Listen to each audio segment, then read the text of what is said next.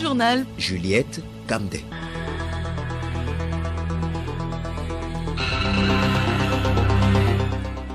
Bonjour, on célèbre ce dimanche 18 décembre la Journée internationale des migrants.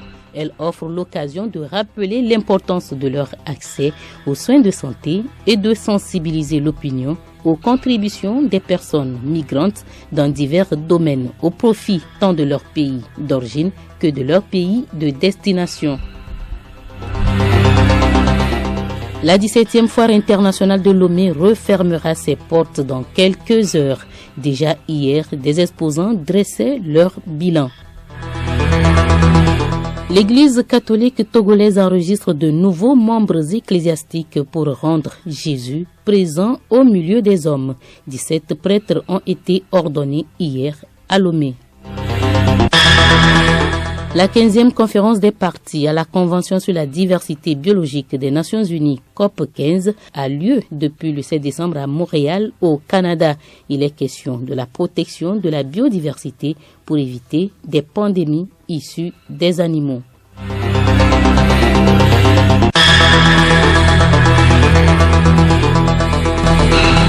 radiolomé.tg. La Journée internationale des migrants est célébrée ce dimanche 18 décembre. Elle est l'occasion de rappeler que l'accès aux soins de santé des migrants est un des enjeux importants de santé publique. Emmanuel Amegblami. Instaurée par les Nations Unies, la Journée internationale des migrants a pour objectif de dissiper les préjugés et de sensibiliser l'opinion aux contributions des personnes migrantes dans les domaines économiques, culturels et sociaux au profit tant de leur pays d'origine que de leur pays de destination. C'est aussi l'occasion, vous l'avez dit, de rappeler que l'accès aux soins et la prévention en santé des migrants en situation de vulnérabilité sont des enjeux importants de santé publique. Juliette, attention à ne pas confondre cette journée avec la journée mondiale des réfugiés observée le 20 juin et celle du migrant et du réfugié célébrée le 25 septembre. 3 journées distinctes mais consacrées toutes à la douloureuse question des migrants. Plus que quelques heures maintenant et la 17e foire internationale de Lomé appartiendra à l'histoire. Nous vous proposons dans le sujet qui vient les impressions des exposants à quelques heures de la fermeture de cette foire. Ils sont au micro de Théophile Dandako. Nous sommes très contents de la participation. Nous espérions encore beaucoup plus de ventes, mais cette année, les ventes ont été vraiment timides. Nous rendons grâce quand même pour toutes les personnes qui ont visité le stand et qui ont mis la main à la poche pour pouvoir acheter nos produits. Nous espérons que les années à venir, le pouvoir d'achat soit au rendez-vous pour que la foire soit encore plus grandiose. Vous exposez quoi à la foire depuis le 30 novembre? Onduleurs et des régulateurs pour la protection d'appareils électroménagers, les ordinateurs, etc. Alors, est-ce qu'on peut dire que ça va? Nous avons la chance au moins d'avoir beaucoup de visiteurs, beaucoup qui sont intéressés par rapport à ce que nous exposons. Donc moi je crois que c'est à la tique de la foire, c'est une bonne chose. Alors ce dimanche c'est la clôture, vos impressions? Après pratiquement 7 jours, tout n'est pas parfait, mais je crois qu'à l'avenir il y a peut-être quelques petits réglages qui peuvent se faire par rapport au début de la foire qui a connu pratiquement 48 heures de retard. Vous exposez quoi à la foire? Nous exposons des livres de la littérature africaine. Nous sommes la maison d'édition, les éditions Continent. Nous sommes sur le terrain, ça fait déjà 10 ans. Et voilà, nous avons plus d'une centaine de productions que nous venons exposer. C'est la première fois que sur la foire, on voit un stand avec des livres. Beaucoup de personnes en ont témoigné. Et voilà, donc il y a un engouement autour de la chose. Et nous aimons ça. Vos impressions? Je peux dire qu'en général, ça s'est bien passé. Sauf que je préfère rester dehors, ils n'aiment pas rentrer dans les pavillons et visiter. Et même quand ils passent, tu les appelles, ils n'aiment pas venir voir au moins ce qu'on leur propose. Sinon, dans l'ensemble, ça s'est bien passé. On ne va pas se plaindre quand même. Vous y serez l'édition à venir? Bien sûr, très bien. On sera là parce que pour une première expérience, ça a bien marché quand même. Après cette ambiance de bruit à la foire commerciale, nous nous rendons tout doucement dans une maison religieuse. De nouveaux prêtres pour l'église catholique de Lomé. 17 diacres ont été ordonnés hier à la paroisse Cristo Risorto de Hedjranawe. Ils se voient désormais investis d'une double mission. Annoncer le Christ partout où ils le peuvent et agir en son nom à travers la célébration des sacrements. La messe d'ordination a été présidée par son Excellence Monseigneur Nicodème Anani Bariga, archevêque de Lomé. Pacom Johnson y était.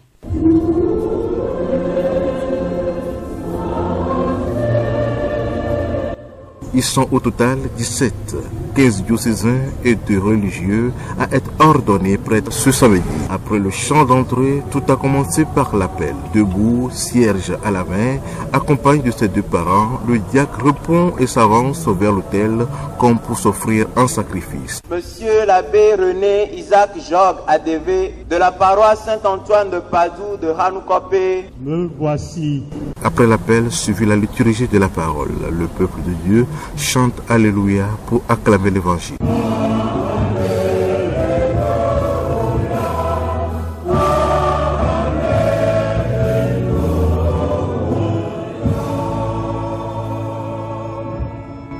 Dans son homélie, Monseigneur Nicodème Bariga exhorte les nouveaux prêtres à être des ministres de consolation. Avant de leur imposer les mains et de prononcer sur eux la prière consécratoire, je voudrais, en m'inspirant des lectures retenues pour cette heureuse circonstance, leur adresser humblement une exhortation que j'intitule « Soyez des ministres de la consolation et des pasteurs dévoués ».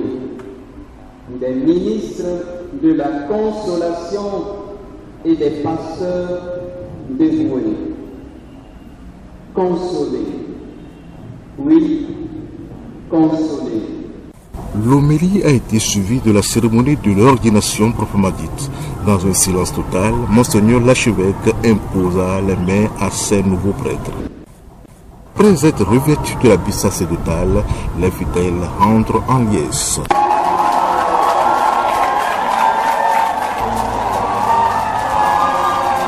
La messe s'est terminée par l'envoi de ces nouveaux prêtres à leur fonction. Parce que le vrai pasteur qui est pur grandi dans l'unité du corps du Christ.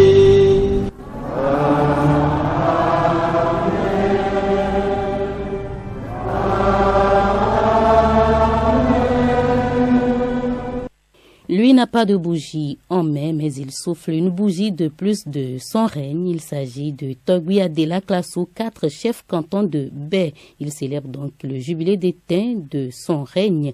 Ils étaient nombreux, fils et filles de ce canton, à marquer de leur présence la célébration de cet anniversaire pour apporter leur soutien à leur chef. En 10 ans de règne, Togui Adela Klasso 4 a réalisé d'importantes infrastructures. 10 ans, c'est la grâce, c'est la reconnaissance à Dieu, reconnaissance et gratitude à tous ceux qui nous ont assistés pendant ces 10 années. Tous les 10 ans, c'est l'évolution du canton de Baie sur tous les plans. La communauté a compris notre vision et ensemble, nous sommes dirigés vers un développement intégral. Au vu des projets et des ambitions du gouvernement, nous avons projeter le développement sur 5 ans en 4 axes, valoriser et donner une audience à la chefferie traditionnelle et du canton de Baie. Axer la formation sur toutes les couches sociales de la communauté, renforcer la diplomatie avec les partenaires en développement en 4e axe, valoriser la culture. Plusieurs personnalités, notamment le ministre de la Communication Akoda Aïwadan, porte-parole du gouvernement, Mme Ibrahima Mimnatou, vice-présidente à l'Assemblée nationale, et des chefs traditionnels d'autres localités étaient également présents. Togui Djidjole Detou, vice-président des chefs cantons du Togo.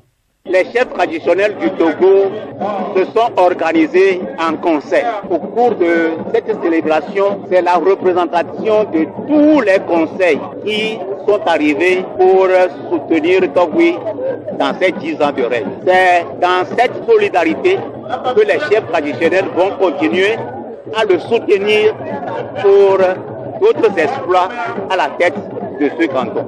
Nous nous rendons à présent dans la Bina pour parler agriculture. Le projet promotion des techniques agroécologiques résilientes au changement climatique a été officiellement lancé jeudi 15 décembre à Kemerida dans la commune Bina 2, initié par l'ONG ODIAE avec l'appui financier du service de protection de développement Pain pour le monde en collaboration avec le ministère allemand de la coopération BMZ. Ama Bacha pour le compte rendu. Ce projet a pour objectif de contribuer à l'amélioration de la rentabilité des activités agricoles et à la sécurité alimentaire des petits producteurs et productrices des cantons de Kemerida dans la Bina et d'Akwanté dans la Kéran. Pour le directeur exécutif de l'ONG ODIAE, Egbenou Kofi Georges, une stratégie participative et inclusive pour la mise en œuvre du projet sera mise en place jusqu'en 2025 pour renforcer les productions agricoles, notamment le maraîchage, le petit élevage, l'apiculture, la transformation des produits agricoles et des produits forestiers non ligneux, sans oublier la création et la gestion des forêts communautaires dans ces lieux cibles. Il a précisé que le projet prend en compte le renforcement des comités de gestion des ouvrages et des équipements et le développement du partenariat pour l'implication des services techniques de l'agriculture et de l'agriculture et de l'environnement, les autorités locales et la chefferie traditionnelle. Cela permettra, selon lui, une meilleure appropriation des acquis du projet. Le secrétaire général de la préfecture de la Bina, Pelou Pinidi, a salué cette initiative de l'ONG ODIAE qui vient accompagner le gouvernement togolais dans sa politique d'amélioration des conditions de vie des couches les plus vulnérables du Togo et dans sa lutte contre la consommation locale. Il a remercié le chef de l'État pour son engagement et ses initiatives en faveur de la promotion d'une agriculture durable et la protection de l'environnement dans notre pays. Dans son intervention, le chef section environnement et ressources forestières de la Kara, Nagelima Balabé, s'est réjoui de l'initiative portée par l'ONG ODIAE qui cadre bien avec la vision du gouvernement en matière d'anticipation et de réponse aux risques climatiques inscrits au projet 35 de la feuille de route gouvernementale 2025 sous l'impulsion du chef de l'État. Pour lui, cette initiative vient contribuer à la double ambition quinquennale et décennale d'extension de la couverture forestière à 25% du territoire en 2025 et de reboiser 1 milliard d'arbres en 2030. Il a réitéré ses remerciements aux différents partenaires et acteurs impliqués dans la mise en œuvre de ce projet pour leur engagement dans la lutte contre les changements climatiques. Le projet couvre tout le territoire national avec comme siège social à Atapamé, bureau de liaison à Lomé et une antenne nord à Kara. Joseph Amakbacha à Top Pagoda pour Radio Lomé. Merci à vous, Joseph Amakbacha. Après le vote de la récente loi relative à la protection des apprenants contre les violences à caractère sexuel, nous avons rencontré Dao Solim Roger. Il est instituteur à Difama, c'est dans la préfecture de Blita. Dao Solim Roger a bien voulu faire un commentaire de cette nouvelle loi. Il est l'invité du journal à suivre en fin d'édition. Le journal Juliette Camdet. 15e conférence des parties à la Convention sur la diversité biologique des Nations Unies du 7 au 19 décembre. Les travaux sont en cours à Montréal, au Canada. Elle est une rencontre internationale qui rassemble des gouvernements du monde entier. C'est l'un des angles morts des négociations à Montréal pour enrayer l'effondrement de la biodiversité. Il s'agit bien entendu de la destruction des écosystèmes qui favorisent l'émergence et l'expansion des zoonoses, ces maladies qui passent par les animaux vers les humains, comme Ebola ou encore le Covid-19, selon l'une des hypothèses de son origine. Mieux protéger les plantes, les animaux et leur milieu naturel est pourtant une mesure nécessaire pour réduire le risque de pandémie à l'avenir. Quand l'homme déforeste et transforme des espaces naturels pour y cultiver, il réduit le territoire des animaux sauvages. Il réduit par conséquent leur accès à ce qui les nourrit, ce qui les protège, et cela leur cause du stress, explique Nicole Redvers, autochtone d'Eninu Koué et spécialiste en santé planétaire au Canada. sport, un mot donc sur le sport. Suite et fin, cet après-midi des matchs de la 7e journée de D1 Lonato Akara. Le champion sortant Asco reçoit Entente 2. Le stade de Sokolé accueille le face-à-face Unisport Ange. À Kpalimé, Gomido s'oppose à Tambo. Enfin, au stade municipal de Lomé, Espoir se mesure à Semassi. Ces matchs débutent à 15h, au moment où la finale de la Coupe du Monde oppose la France à l'Argentine. Invité à présent, il y a environ 3 semaines, l'Assemblée nationale votait la loi relative à la protection des apprenants contre les violences à caractère sexuel. C'était précisément le 29 novembre dernier. Nous recevons aujourd'hui Dao Solim Roger.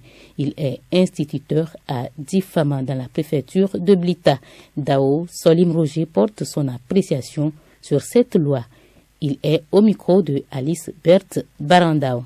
Monsieur Roger Dao Solim, bonjour. Bonjour Radio Lomé. Alors, que pensez-vous de cette loi qui protège les jeunes filles? Je félicite le gouvernement pour cette belle initiative qui vient s'ajouter à tout l'arsenal dont dispose actuellement le Togo en matière de protection des apprenants, particulièrement en matière de protection de la jeune fille ou bien de la jeune femme. C'est une mesure qui va beaucoup dissuader toute personne de mauvaise intention et l'empêcher d'assouvir son dessein. Certains disent que les filles elles-mêmes s'adonnent aux hommes ou les provoquent. De quoi cela dépend selon vous? Parmi les causes, j'aimerais revenir sur 2, dont la première est la précarité dans laquelle vivent la plupart des parents. Je prends l'exemple des hameaux les plus reculés où le jeune apprenant ou bien la jeune fille élève qui est en train de grandir a des ambitions comme tout autre enfant, changer ses tenues vestimentaires, s'acheter de nouvelles chaussures, vivre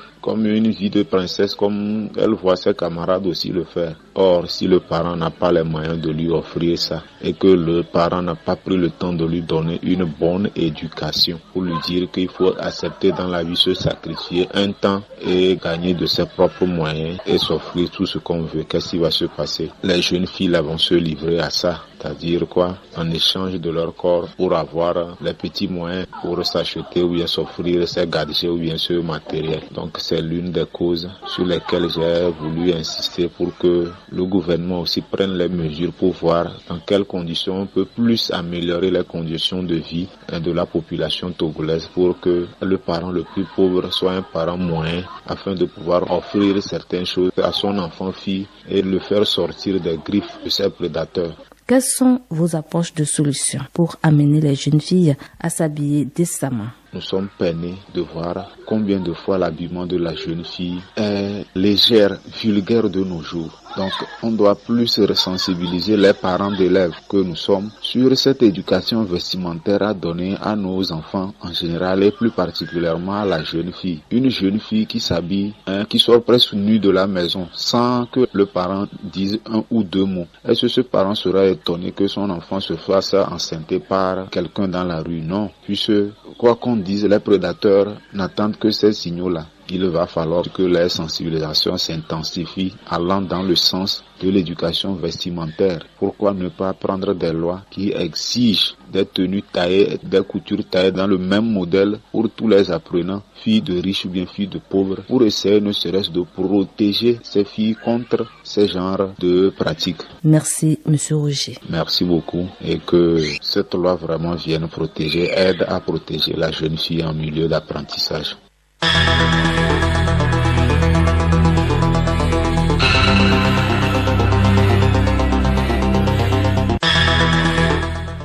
Le journal s'achève. Retenez pour l'essentiel que c'est aujourd'hui, 18 décembre, la journée internationale des migrants. Cette journée offre l'occasion de rappeler l'importance de leur accès aux soins de santé et de sensibiliser l'opinion aux contributions des personnes migrantes dans divers domaines au profit tant de leur pays d'origine que de leur pays de destination.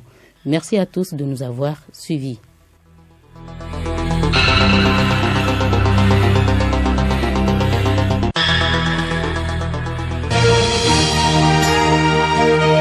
Radio Lomé, boîte postale 434, email radiolomé@radiolomé.tg. radiolomé.tg